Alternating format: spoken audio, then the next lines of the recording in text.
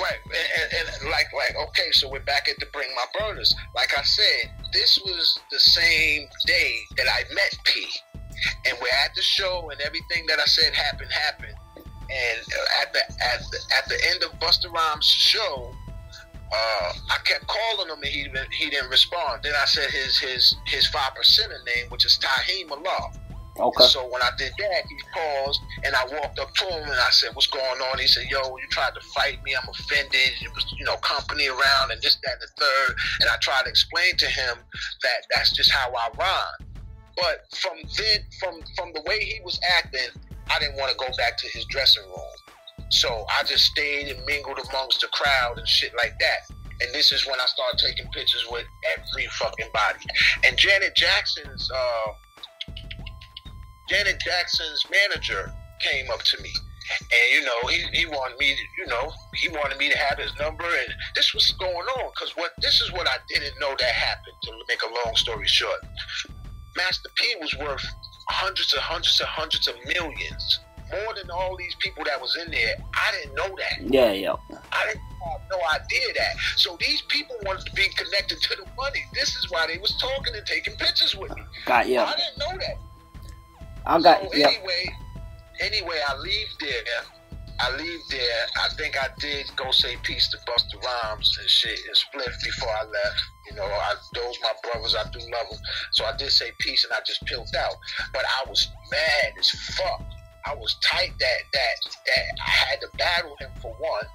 I was uptight that he never signed me or helped to sign me or looked out. I was tight about all this shit was just coming down on me. So long story short, when Master P, after all the standoff with the police and everything, when he signed me, he's like, okay, we're gonna sign you. So when he signed me, my first joint was Bring My Burners. Now, if you remember Busta Rhymes, one of his things he's famous for is that yeah. Of course. Yeah.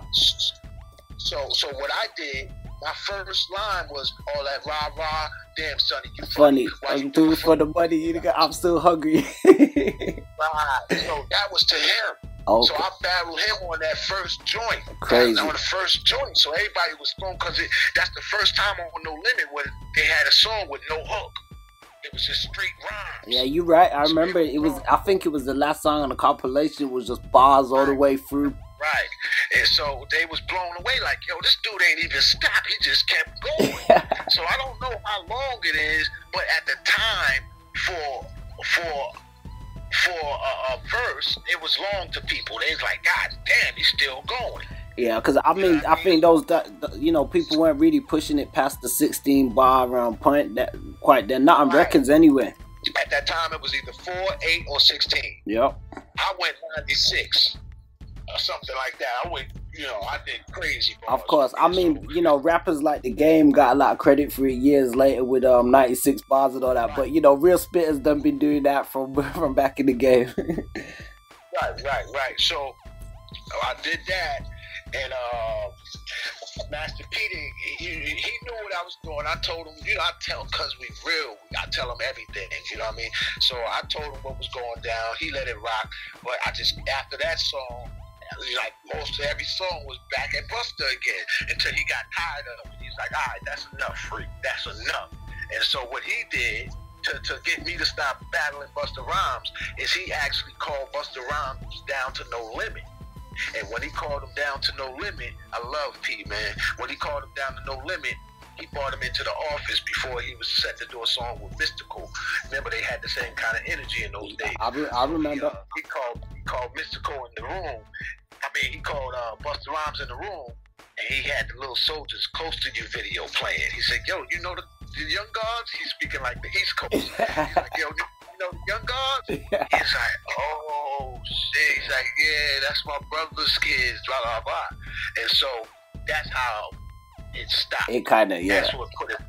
Master P stopped it. That's crazy. Because he already knew I was dead serious about everything I was saying, and then every song was dedicated to fucking Busta up for whatever happened in L.A. Yeah. And so that's what Bring My Burners come from. I'm battling Busta Rhymes. That is crazy. On that note, just on a quick note before we move from that one, because we're gonna get onto another diss record, but did you ever get any word back from Busta to say that he didn't heard that, or that he Yeah, he heard it. It split us up. He heard it. But like I said, Busta was the type, but he's so confident of an artist. He's so confident of an artist, he doesn't know when he loses. You know, like I said, I did the first battle with him inside of his dressing room. We had 3 joints each. He hit 3 joints, I hit 3 joints. He didn't win none of the joints. KRS-One was right there. I got the picture. If you look at the picture, my eyes is bloodshot red from short circuiting on Bust. You know, Bust thought he was the energy guard until he met me. Lyrically, understand? And so when it came to this right here, when he heard this, I'm like a lump on your spine, doesn't get flesh when I lead a crime. I'm like a lump under your spine, under your flesh when I lead. When he heard that, it was a rap. He already know. So he knew that battle was. He said you want to battle like I got too many rides. I think you. Right. Yep. Right. Exactly. I'm glad you know that shit. But yeah, I was stupid on there, you know. Yep. And it was, to me, it was light work. I'm being nice. No, I hear you. I mean, you see what it is. Being as a rapper myself, and I want to say this the best possible way, because that's one of those songs where I can listen to it and kind of rap it word for word, and I mean this with the utmost respect. I know what you mean when you say you went light, because it's easy to go over it, but when you really go with it word for word, bar for bar, that shit hard as nails. So I know what you mean. You done kept it light, but it's still fucking hard as hell. Thank you, man. I appreciate it, man. But so when I saw him in Atlanta. Him and Nelly. I saw him and Nelly in Atlanta. He said, "You still mad at me? You still trying to kill me and all this?" I said, "Nah, man, I love you, this, that, and the third." We was in Atlanta at a club, and him and Nelly was together. He said, "Man, yo, come take a drink with me and Nelly and this, that, and the third." So I hung out with him and Nelly that night, and you know, it pretty much was the beef was pretty much over. Okay. You know, the beef was pretty much over and shit at that point. And you know, he let me know he heard the joint, and you know, he felt like, you know, yeah, God, you trying to kill me and this, that, and the third, but I love the joint.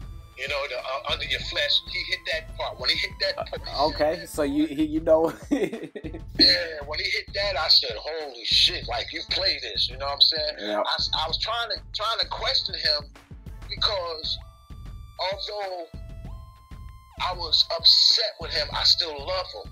So it was like, it's like fighting your little brother. And he's way bigger than me, but it's like fighting your little brother. Like, yo, did you get the lesson, motherfucker? You know what I'm saying? And I wanted to question him like you and me are talking right now. I wanted to question him in depth, to like what got you, like this, that, you know, what happened. Yeah. You know what I'm saying? But I never got to do it. I'd seen him maybe once after that.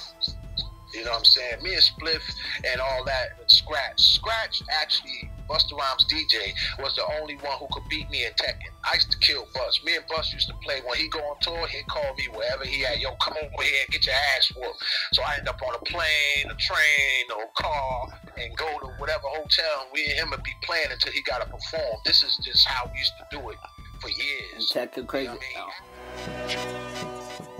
Peace, family. Don't forget to like, share, and subscribe, and check us out on aboutthatonline.com.